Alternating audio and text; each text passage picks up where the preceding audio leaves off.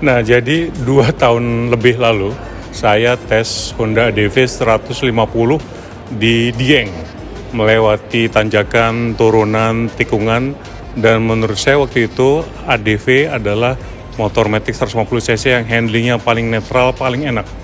Jadi saya beberapa kali buat kesalahan di tikungan, terlambat, tapi motor ini enak banget ngebantingnya dan menurut. Persoalannya waktu itu yang saya sampaikan ke rekan-rekan Honda adalah tenaganya kurang untuk orang-orang berbobot seperti saya yang 90 kg. Jadi kalau di tanjakan panjang itu kelihatan agak sedikit berat. Nah, tapi kemudian inilah jawaban Honda atas komentar saya waktu itu, yaitu ADV 160. Apa perbedaannya? Jangan dilihat tampilan di luar ya. Tampilan di luar mungkin sama.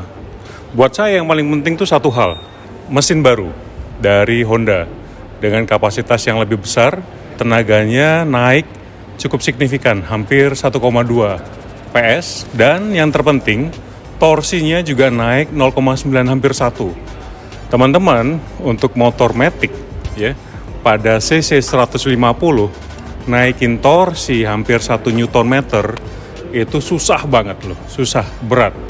Nah, hal kedua yang ditanamkan itu adalah HSTC, Honda Selectable Traction Control.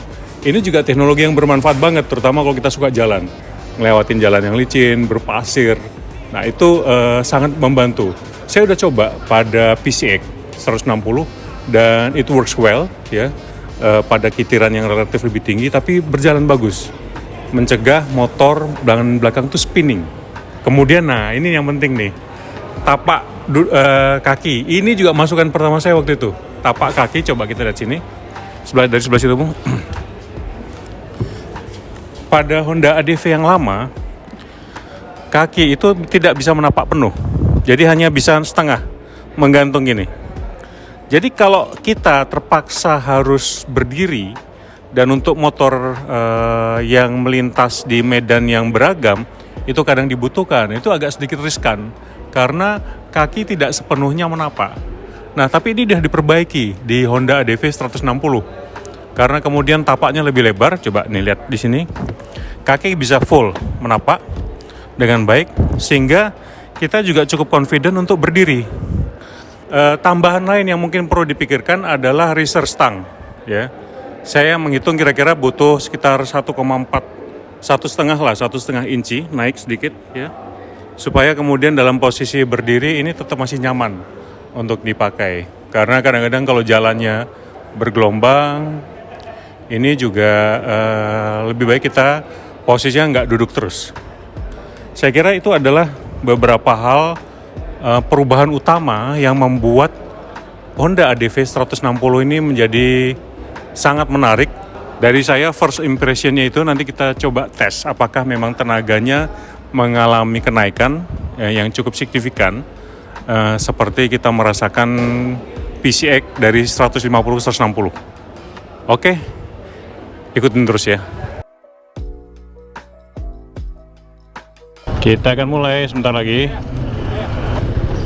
Kaki cukup jejak ya. Jadi dengan diturunkan 15 mm membuat motor ini jadi lebih handlingnya lebih enak.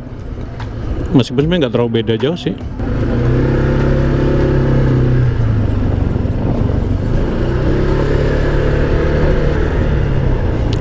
Enteng banget.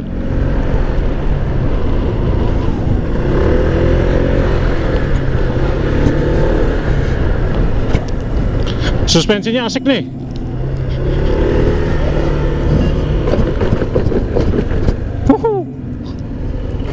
Kita sekarang coba, jauh banget sama belakang.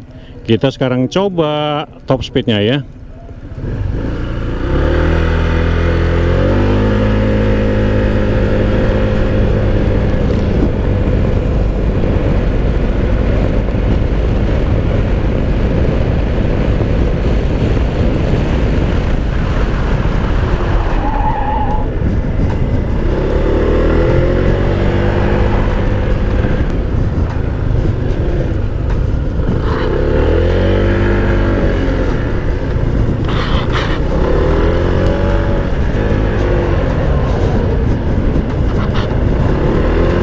Gila, enteng banget ini motor.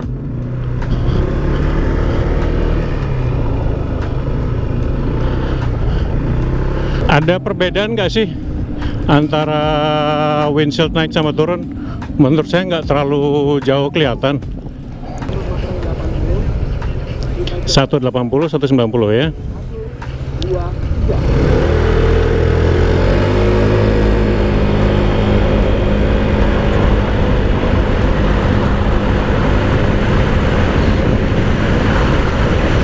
Beda berat badan 10 kilo.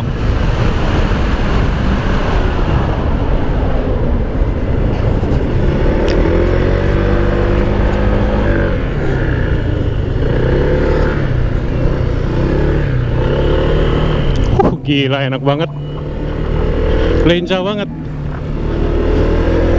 Asli.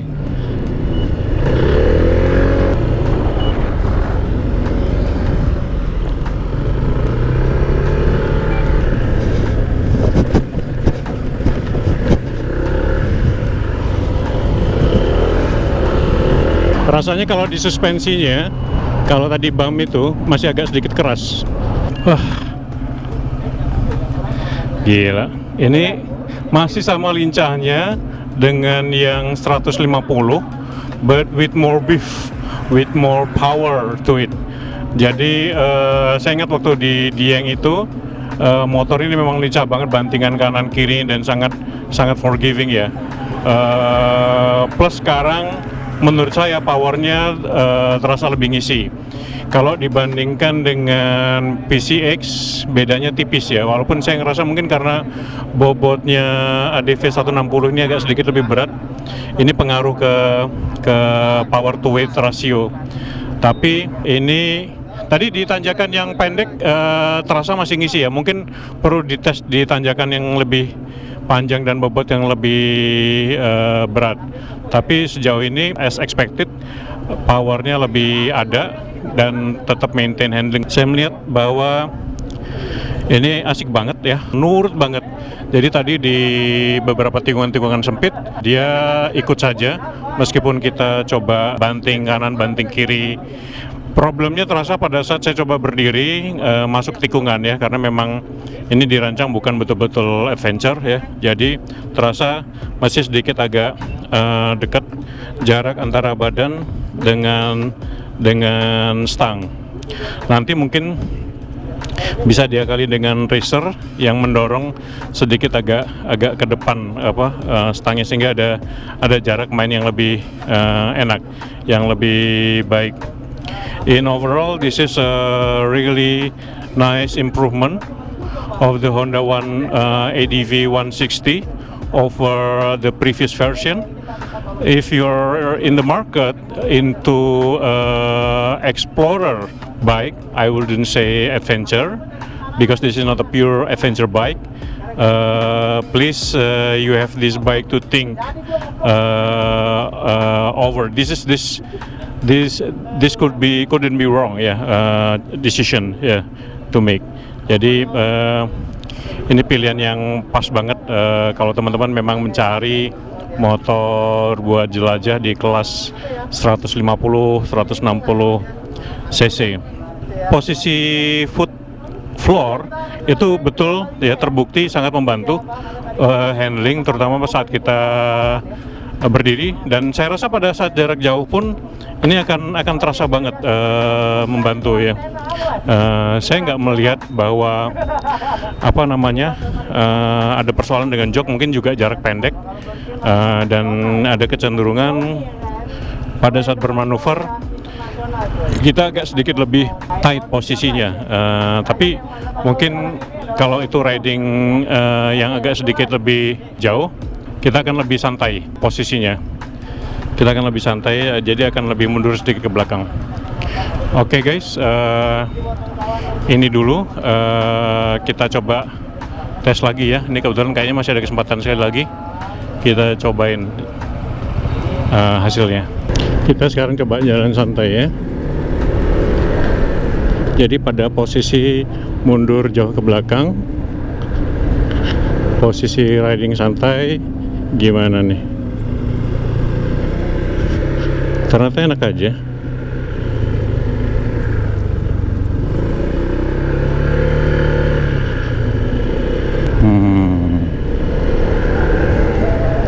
Sekarang kita tes tanjakan ya, dari nol.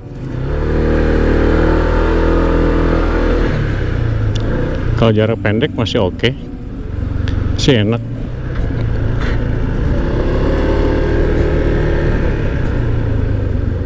Polis tidur satu. Ya emang cenderung agak keras ya, agak keras dikit.